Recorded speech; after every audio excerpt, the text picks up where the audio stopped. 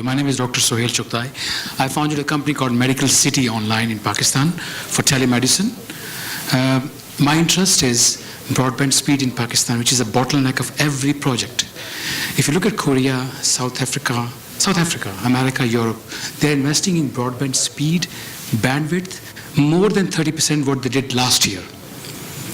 Do we have any figures where we can encourage, through a consortium, to invest in broadband speed and have private sector or state sector get involved? Because that will be a telltale that Pakistan is going up in broadband.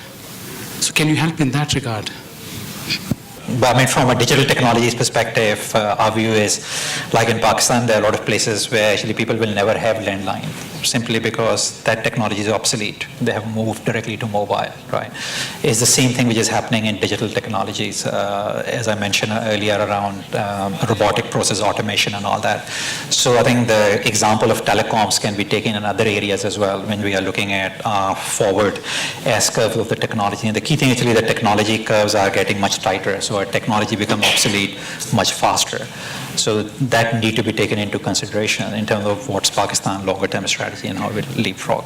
Yeah. I know the Minister wants to say something, so if I can request the Minister to add her points. There was a question directly posed to me, so I just would like to respond to that. First, I would just want to mention that the quality of service has been a focus area of the Ministry of IT. When initially the licenses were given, it was 256 kbps, which was agreed with in the license terms. Now we are going towards renewal of licenses, and we all know that the speed in Pakistan is much more than that. It's close to actually 1 MB plus. So what I'm doing now is formalizing the minimum standard to 1 Mbp almost, or maybe it could be more. So this point has been well received by the industry, because in Pakistan the services are very affordable. In fact, the World Economic WEF report says that perhaps Pakistan is the topmost country where there is affordability and accessibility at the cheapest rates. So keeping that in perspective, the mobile operators have to, it's a very cost intensive, you know that, business. So for them, for me to demand a very high quality of service with a very affordable rate would have been unfair in the beginning.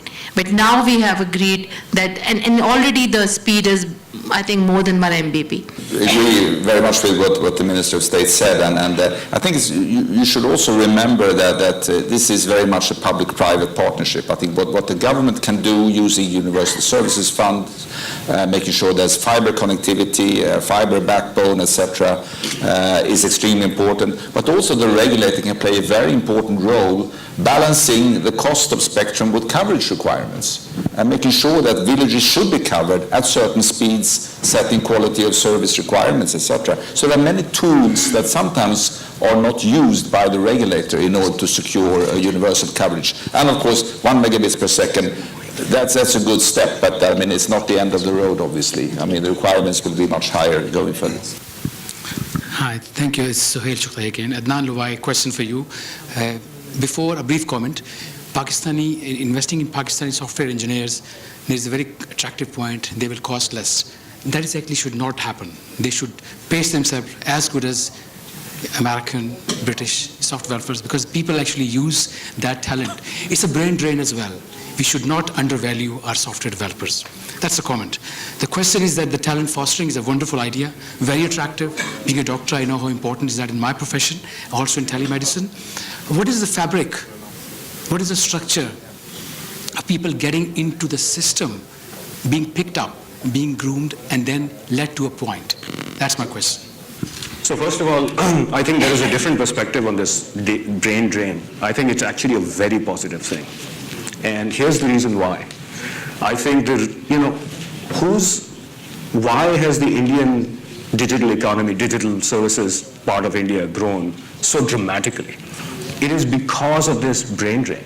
Because guess who's heading Microsoft and Google today? And many other companies, right? So this actually is a very positive thing. Secondly, I actually floated this idea to PSCB and Pasha a few years ago. I'll make another go of it.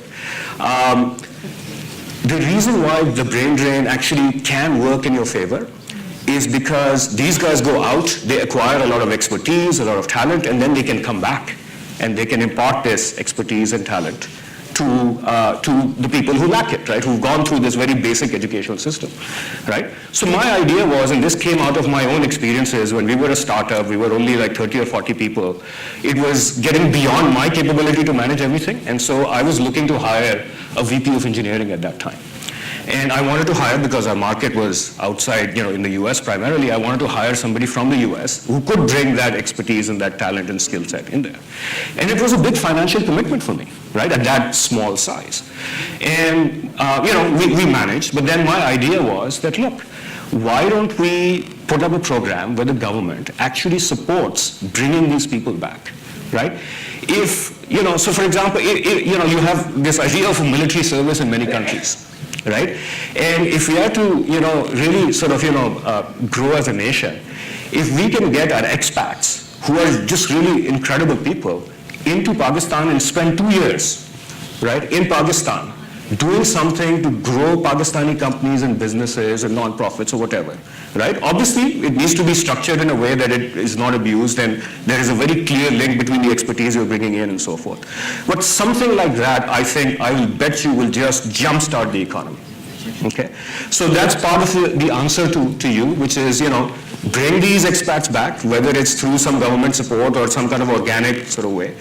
But also I think that there is today with things like Coursera and Udacity and so forth, I mean, there's all these online courses that are out there that you can take in terms of project management, in terms of management, in terms of, bringing AI, you can just do, I was in fact thinking of doing it myself. You can learn, you can do a sequence in Coursera on AI, right? My engineers can do that, right? And they can all of a sudden become experts in AI, right? So we need to bring these best practices. It's never been easier in the history of the world, right? We need to bring these best practices into Pakistan. We need the right sort of personnel to be able to bring it. And there needs to be just a concerted effort. The execution needs to be strong. That's the way to do it.